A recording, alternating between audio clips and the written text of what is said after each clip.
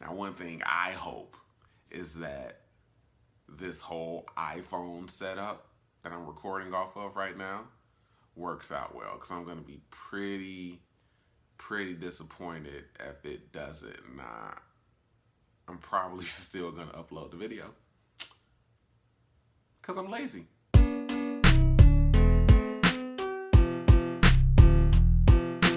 What's up, guys? This is Courtney with Half of the Brothers Deconstruction here, and I'm bringing you a super late review Halloween special for Unfriended. Unfriended is on Netflix, and I just now realized that it's on Netflix.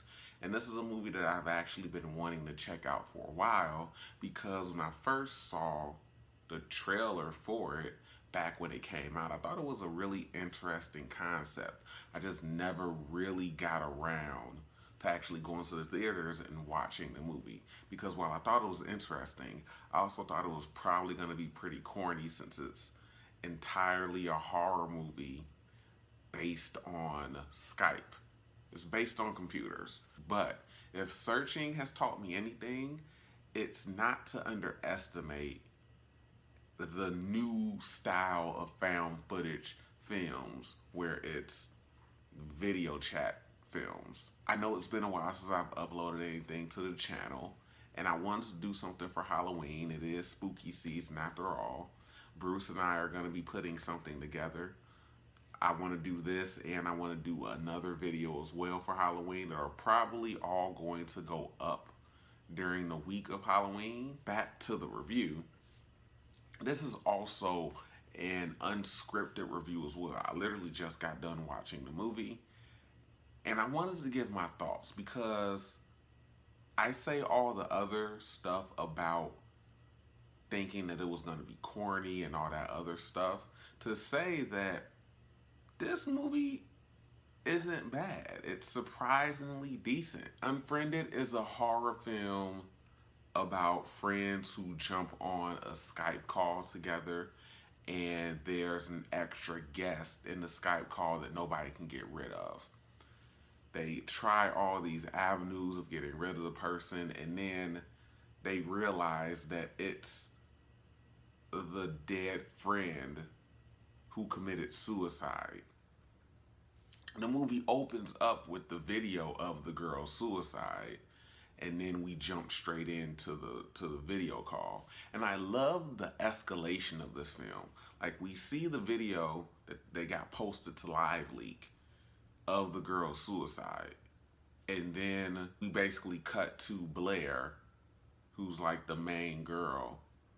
We cut to her computer, because she's watching all this stuff, because it's the anniversary of Laura's death. We cut to Blair watching the video on Live Leak. She gets like a Skype call from her boyfriend, Mitch.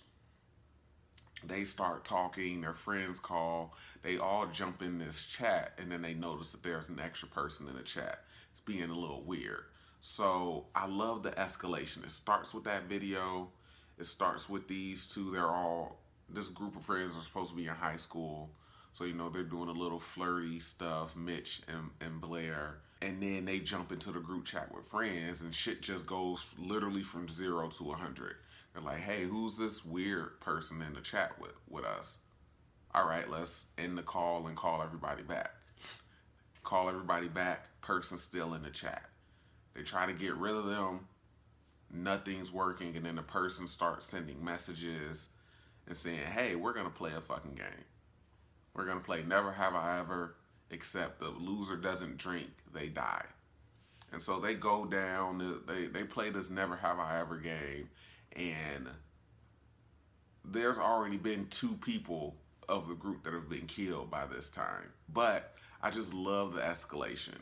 And again, it's a very decent horror movie. There are a couple of scares, mainly due to the way that the movie is shot. It's based around technology, right?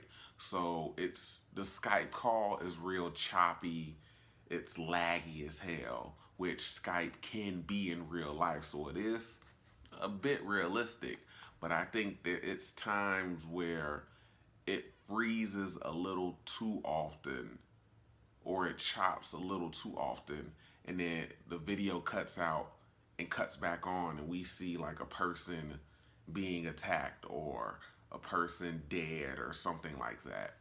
And I don't know, it that was just something that threw me off a little bit, but especially when that they use that for some of the scares. I really like the atmosphere of the movie because as they continue further and further into the Never Have I Ever game, then you realize, oh, these people are not good people.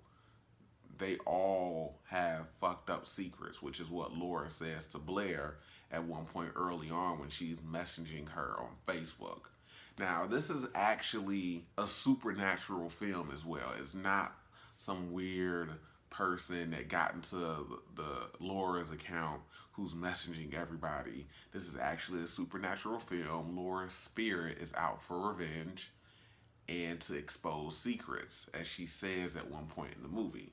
I did enjoy the film. I thought it was better than what I was expecting it to be. The reviews, it got mostly positive reviews, somewhat mixed. But overall, this is a decent horror movie. Now, there are issues that I have with the film, one of which being the logistics of stuff that they're doing that we see on screen. Now, this is from Blair's computer, so everything that we see is from her perspective. And there's at one point where first, there are moments where she's texting her boyfriend Mitch on iMessage in the middle of something happening, and it's almost as if everybody else has stopped what they're doing until we see her send the message. And then she sends it, clicks back over the Skype, and then people continue what they were doing. There's even one point where they're in the middle of the Never Have I Ever game. She goes and texts Mitch, and then when she clicks back on the Skype window, then the game literally resumed. Like, nobody's saying anything, nobody's saying, hey, this person is saying this or saying that. Laura, the spirit, isn't even doing anything like, hey, stop texting Mitch, blah, blah, blah, woo, woo, woo. And then there's another moment where she screen shares on Skype and she never backs out of it. So when she screen shares to show that this weird email that she got from Laura, she can't forward it to their friend Kent, I believe, who's like the hacker in the group.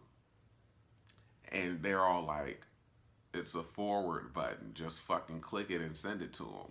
And she's like, look, I'm going to screen share with you because there isn't one. And so she screen shares with him. And I don't remember her ending the screen share. So when Kent goes on like a small little rant saying, well, Laura was a bully, she deserved everything that she got, she pulls up the iMessage window and she says to Mitch, he shouldn't be saying that. And then Mitch says, well, he's not wrong.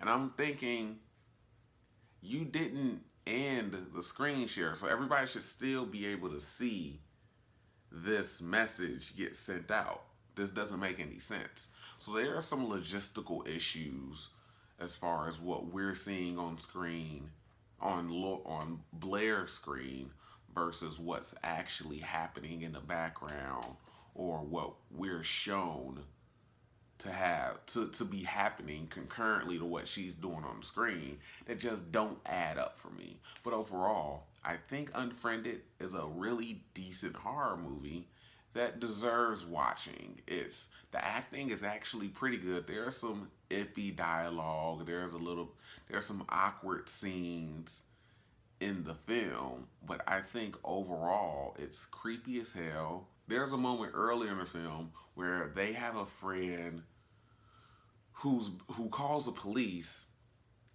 but in the middle of that, her feed cuts, and then she comes back on and she's just staring at the computer, just sitting there. She has a dog is going ape shit, and then all of a sudden the computer gets knocked over. And I don't know if it's the actual police. She did call the police. Now, I don't know if it's the police that show up to her house because I'm guessing so, because they're calling out codes over the radio, and Blair ends up looking them up, and the code that somebody heard them say was like a 1055, and she looks that up, and that means suicide. So she's like, wait, what? So it's really, there are moments where it's really, really creepy, and it's like, I don't know if I want to use Skype again or right now. You know what I'm saying? So again, I think it's a really interesting way of doing horror. They did make a sequel, and looking up the Wikipedia page for the sequel, apparently there's possible talks about a third movie as well, or there were possible talks. And now with everything going on with COVID and things like that, they're making TV shows based on people video chatting and movies based on people video chatting. This will probably work really, really well right now with what's going on as far as the setup and the premise of the idea of a horror movie based over Skype. But I do think it's a film that's worth the watch. As I was saying, decent acting, so details, like some iffy details and some iffy dialogue. But overall, it's a really decent movie. And again, it's on Netflix. I was shocked. I was just on Netflix, just kind of, surfing, and I was letting it idle, and it came up on, how Netflix has like a splash page or a screensaver, I guess, where it shows the different content that they have, or it highlights some of the different stuff. And Unfriended was on it, and I was like, oh, well, shit, I've been meaning to watch this movie for a while now. I was looking for it not too long ago. Now I have the opportunity to watch it. So, yeah, that's a super quick, super late, unscripted review for Unfriended. Be on the lookout for some of our other Halloween themed videos. And as always, guys, I appreciate the support, whether it's 1, 5, 10, or 100 views. I'll catch up with you later.